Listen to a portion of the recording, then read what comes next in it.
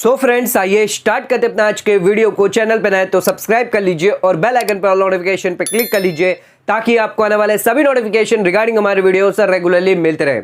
सितंबर महीना बहुत ही ज्यादा इंपॉर्टेंट होता है सभी चार्टर्ड अकाउंटेंट और अकाउंटेंट के लिए, बिकॉज सितंबर महीने में फाइल करी जाती है टैक्स ऑडिट रिपोर्ट, जिसकी लास्ट डेट होती है 30 सितंबर। फाइनेंशियल ईयर 21-22 यानी असेसमेंट ईयर 22-23 के लिए यहां पर ऑडिट की लास्ट डेट है 30 सितंबर। सरकार ने इस बार नॉन ऑडिट की कोई भी ड्यू डेट एक्सटेंड नहीं करी थी, जो थी 31 जुलाई। जो यहां पर जिन लोगों को ऑडिट एप्लीकेबल नहीं है एंड जो यहां पर नॉर्मल रिटर्न फाइलिंग कर रहे हैं उन लोगों के लिए 31 जुलाई ड्यू डेट होती है, लेकिन वहां पर सरकार ने इस बार कोई भी एक्सटेंशन नहीं दिया है। उसी के साथ साथ यहां पर नहीं लग रहा है कि टैक्स ऑडिट की भी जो ड्यू डेट है वो यहां पर एक्सटेंड होने वाली है। तो टैक्स ऑडिट रिपोर्ट की ड्यू डेट है 30 सितंबर और रिटर्न फाइलिंग की ड्यू डेट है 31 अक्टूबर। तो 30 सितंबर यहां पर नजदीक आ चुका है, लेकिन कोई भी एक्सटेंशन की यहां पर न्यूज नहीं है। इस साल बहुत सारे ऐसे अमेंडमेंट्स किए गए हैं फॉर्म 3CD के अंदर, जो टैक्स ऑडिट रिपोर्ट है, जिसके अंदर बहुत सारे नए क्लोजेस यहां पर ऐड किए गए, जिसके वजह से यहां पर ड्यू डेट एक्सटेंशन होना जरूरी था। लेकिन सरकार की तरफ से ऐसा कोई भी यहां पर जो है न्यूज नहीं आ रही है कि यहां पर ड्यू डेट जो है वो एक्सटेंड करने वाली है। अब सभी चार्टर्ड अकाउंटेंट और अकाउंटेंट मिलकर, यानी all India federation of tax practitioner, यहां पर मिलकर एक बहुत बड़ी रिक्वेस्ट करी है निर्मला सीतारमण जी को 19 सितंबर 2022 को, जिसके अंदर यहां पर उन्होंने रिक्वेस्ट किया है कि ड्यू डेट को एक्सटेंड कर दी जाए फर्दर 1 महीने के लिए। यानी जो टैक्स ऑडिट रिपोर्ट की जो ड्यू डेट है 30 सितंबर, उसको एक्सटेंड कर 31 अक्टूबर कर दिया जाए। उन्होंने यहां पर इस रिक्वेस्ट के अंदर यहां पर 6 रीजन यहां पर मेन रखे हैं। आइए समझते हैं, एक एक करके देखते हैं क्या क्या रीजन इन्होंने यहां पर दिए जिसके वजह से इन्होंने ये पूरी रिक्वेस्ट करी और ड्यू डेट एक्सटेंड की डिमांड कर रही है। 10 दिन से कम का समय बच गया है, अभी भी यहां पर सरकार की तरफ से कोई भी न्यूज नहीं आई है, लेकिन यहां पर अब रिक्वेस्ट आना स्टार्ट हो चुकी है। तो आइए आपके सामने हम लेके आ रहे हैं all India federation of tax practitioner की ये रिक्वेस्ट, जो बहुत ही ज्यादा इंपॉर्टेंट है, जिसके अंदर यहां पर जो इन्होंने रीजन दिए, जो यहां पर रीजन कंसिडर अगर यहां पर सरकार करती है तो यहां पर ड्यू डेट एक्सटेंड होने के चांसेस हो सकते हैं। तो आइए स्टार्ट करते अपना आज के वीडियो को और बात कर लेते हैं इन सभी रीजंस के बारे में। तो आइए स्टार्ट करते अपना आज के वीडियो को और बात कर लेते हैं यहां पर all India federation tax practitioner की वो रिप्रेजेंटेशन है, जिसके अंदर यहां पर 6 पॉसिबल रीजन दिए हैं for the extension of the due date of tax audit report from 30 सितंबर 2022 से 31 अक्टूबर 2022 तक।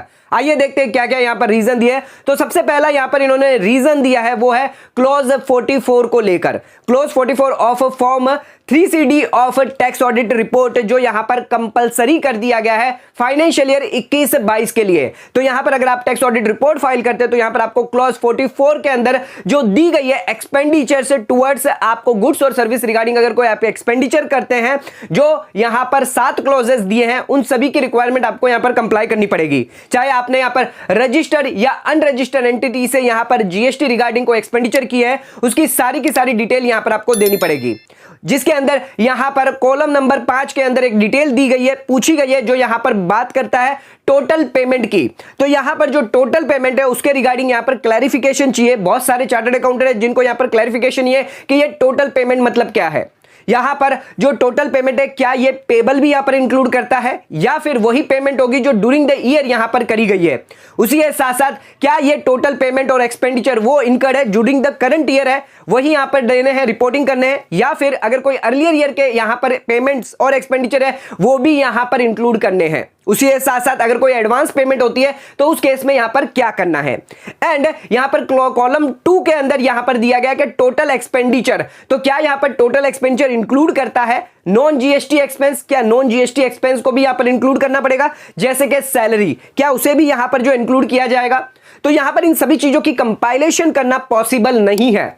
ये सभी चीजें ऑलरेडी जीएसटी पोर्टल पर अवेलेबल है, जो ऑलरेडी टैक्स पेयर ने जीएसटी रिटर्न फाइल करते वक्त यहां पर दी गई है। या फिर अगर यहां पर इनकम टैक्स पोर्टल के हिसाब से देखे जाए, जो टीडीएस कटे गए हैं 194Q के अंदर, 26Q के अंदर जो यहां पर रिपोर्टिंग्स करी गई है वो यहां पर अवेलेबल है। तो इनकम टैक्स डिपार्टमेंट आसानी से उन चीजों को यहां पर रिकंसाइल कर सकते हैं। बट यहां पर टैक्स ऑडिटर से उन सभी डिटेल के बारे में वापस मांगना या पॉसिबल या करेक्ट डाटा देना वो सही नहीं है। वो पॉसिबिलिटी ही नहीं है कि यहां पर फॉर्म 3C के अंदर यहां पर ऑल ओवर इंडिया से कोई एक भी टैक्स ऑडिट रिपोर्ट में सही डाटा यहां पर नहीं जा सकता, because of not the ignorance of the law because of the यहां पर इनक्लैरिटी के वजह से। तो यहां पर क्लैरिफिकेशन नहीं है कि जो क्लॉज दिए गए हैं उसको कैसे यहां पर जो है क्लैरिफाई किया जाए। तो यहां पर क्लैरिफिकेशन की वजह से जो टाइम कंज्यूमिंग प्रोसेस है वो बहुत ज्यादा हो चुका है एंड टैक्स ऑडिट रिपोर्ट जो वो फाइल नहीं हो पा रही है। तो ये एक मेन रीजन है जिसकी वजह से यहां पर जो रिप्रेजेंटेशन की जा रही है और ड्यू डेट एक्सटेंड की डिमांड की जा रही है, बिकॉज ये क्लॉज जो है वो नया क्लॉज है एंड यहां पर चार्टर्ड अकाउंटेंट को समझने में इसको थोड़ा सा टाइम कंज्यूमिंग प्रोसेस है। तो उसके लिए यहां पर जो है टाइम की डिमांड की जा रही है ताकि करेक्ट टैक्स ऑडिट रिपोर्ट जा सके। तो ये पहला रीजन है जो यहां पर दिया गया है। आ जाते हैं अब अपने नेक्स्ट रीजन पे। तो आ जाते हैं अपने सेकंड रीजन पर जो यहां पर दिया गया है all India federation of tax practitioner ने। तो यहां पर सेकंड रीजन जो दिया गया है वो अदर क्लॉज लेकर यहां पर दिया गया है जो टैक्स ऑडिट रिपोर्ट के अंदर दिया गया है, जिसको यहां पर क्लैरिफाई करने के लिए टैक्स ऑडिटर को कहा गया है। जो क्लॉज है सेक्शन क्लॉज 16D क्या कहता है? क्लॉज 16D, क्लॉज 16D बात करता है यहां पर अगर आपकी कोई अदर इनकम है जो प्रॉफिट एंड लॉस अकाउंट में अगर क्रेडिटेड नहीं है तो उसके रिगार्डिंग यहां पर आपको रिपोर्टिंग करनी है। बट यहां पर कोई भी गाइडलाइंस प्रॉपर नहीं दी गई है एंड असेसमेंट ईयर 21-22 में टैक्स ऑडिटर ने जब इस क्लॉज के अंदर रिपोर्ट किया तो उन्हें यहां पर डबल टैक्स डिमांड आ गई थी एंड जिस वजह से यहां पर उन्हें जो है कॉन्सिक्वेंसेस फेस करने पड़े थे, यहां तक कि उन्हें अब अपील भी यहां पर करनी पड़ रही है। तो यहां पर क्लॉज 16D के रिगार्डिंग कोई भी प्रॉपर क्लैरिफिकेशन नहीं दी गई है, कोई भी गाइडलाइंस यहां पर नहीं दी गई है सीबीडीटी की तरफ से। उस वजह से भी यहां पर जो टैक्स ऑडिट के अंदर रिपोर्ट के अंदर यहां पर डिले हो गई है एंड यहां पर जो है tax audit report timely file नहीं हो पा रही है, उसके लिए समय यहां पर चाहिए, जिस वजह से यहां पर ड्यू डेट की डिमांड की जा रही है। आ जाते बात कर लेते हैं अब अपने थर्ड मेन रीजन पे। अब आ जाते हैं यहां पर थर्ड रीजन पर जो यहां पर दिया गया है regarding clause 12 of tax audit report. तो यहां पर इंफॉर्मेशन अगर आपको फर्निश करनी है क्लॉज 12 के अंदर रिगार्डिंग अगर कोई प्रॉफिट और गेन होता है फ्रॉम बिजनेस से, जो यहां पर सेक्शन दिया गया है 44AD एंड 44F। बट यहां पर सीबीडीटी ने यहां पर जो नोटिफाइड यहां पर जो 3CD ऑडिट रिपोर्ट थी जो यूटिलिटी थी, जिसके अंदर यहां पर 44AD ए को भी दिया गया है, जो यहां पर notified tax audit report form के अंदर यहां पर कहीं पर भी 44AD के ए के बारे में नहीं दिया गया है। तो यहां पर सीबीडीटी की तरफ से गाइडलाइंस होनी जरूरी है कि यहां पर जो तीनों क्लॉजेस हैं उसके बारे में, जो क्लॉज 12 है जिसके अंदर तीनों क्लॉजेस यहां पर दिए गए हैं 44AD, 44AD ए और 44AF। तो यहां पर यूटिलिटी के अंदर यहां पर 44AD ए के बारे में नहीं दिया गया, बट यहां पर नोटिफाइड टैक्स ऑडिट रिपोर्ट के अंदर दिया गया है। इस रिगार्डिंग यहां पर एक क्लैरिफिकेशन देना चाहिए। उसी के साथ साथ यहां पर जो है 44AF ऑलरेडी यहां पर खत्म हो चुका है since a long time and यहां पर 44AD की भी और 44AD ए की भी कोई रिक्वायरमेंट नहीं है। उनको भी यहां पर जो है यहां पर टैक्स ऑडिट रिपोर्ट अगर कोई फाइल करता है, टैक्स ऑडिटर अगर कोई फाइल करता है तो वो यहां पर ऑफकोर्सली यहां पर जो बिजनेस है, प्रिजम्पटिव बिजनेस है, वो यहां पर ऑप्ट नहीं करता। तो यहां पर इन दोनों सेक्शन की यहां पर डिटेल देना क्लॉज 12 के अंदर वो रिक्वायरमेंट नहीं है। तो यहां पर सीबीडीटी को यहां पर क्लैरिफाई करना चाहिए इन सेक्शन को लेकर और इन सेक्शन के इन क्लॉज के अंदर यहां पर रिक्वायरमेंट के लिए मना कर देना चाहिए, बिकॉज इस क्लॉज के अंदर अगर कोई रिपोर्टिंग होती है तो वो इनकरेक्ट रिपोर्टिंग मानी जाएगी। नेक्स्ट आ जाते हैं यहां पर रिप्रेजेंटेशन का फोर्थ रीजन जो दिया गया है वो है रिगार्डिंग क्लॉज 27A, जो बात करता है यहां पर 3CD के अंदर यहां पर क्लॉज 27A बात करता है सैनवेट क्रेडिट की। तो यहां पर यूटिलिटी जो इनकम टैक्स पोर्टल के द्वारा जो दी गई है, जिसके अंदर यहां पर सैनवेट क्रेडिट के बदले यहां पर इनपुट टैक्स क्रेडिट वर्ड यहां पर यूज किया गया है, but notified tax audit report में ऐसा कोई भी अमेंडमेंट नहीं किया गया है। तो यहां पर जो टैक्स ऑडिटर है वो यहां पर परेशान है कि यहां पर जो सैनवेट क्रेडिट है उसे रिप्लेस कर यहां पर इनपुट टैक्स क्रेडिट माना जाए या फिर इस क्लोज को इग्नोर कर दिया जाए, बिकॉज यहां पर कोई भी मॉडिफिकेशन यहां पर नहीं किया गया है notified form tax audit report 3CD के अंदर। तो यह भी एक पॉइंट है जिसकी वजह से यहां पर जो डिले होने के यहां पर जो डिमांड की जा रही है कि ड्यू डेट एक्सटेंड होनी चाहिए बिकॉज ऑफ दिस रीजन की वजह से। नेक्स्ट आ जाते हैं अपने फिफ्थ रीजन पर जो यहां पर दिया गया है all India federation of tax practitioner की तरफ से।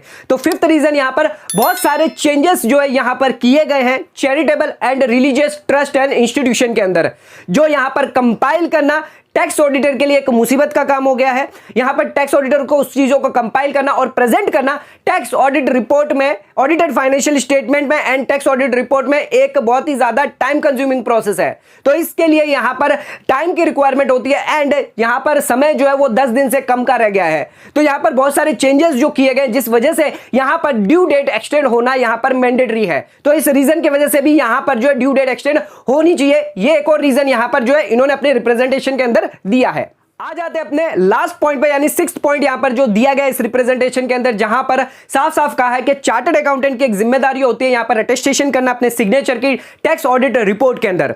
मोस्टली यहां पर जो चार्टर्ड अकाउंटेंट है वो यहां पर वेटिंग करते ही रह गए, यहां पर जो क्लैरिटी आने वाली थी इन क्लोजेस के अंदर, जिस वजह से यहां पर डिले हो चुकी है। अब 10 दिन से भी कम समय का टाइम यहां पर रह गया है टैक्स ऑडिट रिपोर्ट फाइल करने के लिए, लेकिन यहां पर टैक्स ऑडिटर के पास जो टैक्स ऑडिट फाइलिंग्स की जो नंबर ऑफ फाइलिंग्स है वो बहुत ज्यादा है एंड जो टाइम पीरियड है वो बहुत कम है, ड्यू टू द सीबीडीटी के प्रॉपर क्लैरिफिकेशन टाइमली नहीं आ रहे हैं, जिस वजह से भी यहां पर जो डिले हुआ है। एंड टैक्स ऑडिटर की जिम्मेदारी बनती है कि करेक्ट टैक्स ऑडिट रिपोर्ट जो वो यहां पर सबमिट करे, जिस वजह से उन्हें टाइम थोड़ा यहां पर रिक्वायरमेंट है, इसलिए यहां पर पूरी की पूरी ये रिक्वेस्ट जो है करी जा रही है। तो यहां पर इन सभी पॉइंट को कंसीडर करते हुए all India federation of tax practitioner की तरफ से इन 6 रीजन के वजह से यहां पर जो ड्यू डेट है वो एक्सटेंशन की डिमांड यहां पर करी गई है। ये पहली रिक्वेस्ट है जो यहां पर करी गई है 19 सितंबर 2022 को यहां पर निर्मला सीतारमण जी से ये रिक्वेस्ट करी गई है कि इन सभी पॉइंट्स को यहां पर जो है कंसीडर किया जाए और ड्यू डेट है वो फर्दर 1 महीने के लिए यहां पर एक्सटेंशन की जाए because of the non clarification of the most of the clauses of 3CD report tax audit report, जिस वजह से यहां पर डिले हुआ है। यहां पर प्रॉपर टाइम चाहिए इन सभी चीजों को कंपाइल करना, प्रेजेंटेशन करना टैक्स ऑडिट रिपोर्ट में, जिसके लिए एक थोड़ा सा यहां पर जो समय दिया जाना चाहिए और 1 महीने का यहां पर जो टाइम पीरियड यहां पर दिया जाना चाहिए बिकॉज न्यूली सेक्शंस यहां पर इंट्रोड्यूस किए गए, न्यूली क्लोजेस यहां पर इंट्रोड्यूस किए गए, जिस वजह से यहां पर टाइम यहां पर जो है कंज्यूम हुआ है टैक्स ऑडिटर का एंड यहां पर उन्हें जो टाइम है 1 महीने का और दिया जाना चाहिए। 30 सितंबर जो लास्ट डेट है उसको बढ़ाकर यहां पर 31 अक्टूबर तक कर देनी चाहिए। तो ये पूरी रिप्रेजेंटेशन यहां पर दी गई है। तो ये रिप्रेजेंटेशन आपको कैसी लगी नीचे कमेंट करके हमें जरूर बताइएगा। इस रिप्रेजेंटेशन के अंदर जो रीजन दिए गए इसके अलावा भी अगर आपको लगता है कोई वैलिड रीजन है तो हमें कमेंट करके जरूर बताइएगा, जिस वजह से टैक्स ऑडिट रिपोर्ट की जो ड्यू डेट है वो एक्सटेंड होनी चाहिए। तो आज का वीडियो यहीं खत्म करते हैं। वीडियो पसंद आए चैनल को लाइक और सब्सक्राइब जरूर करेगा, ज्यादा ज्यादा शेयर जरूर करेगा। धन्यवाद।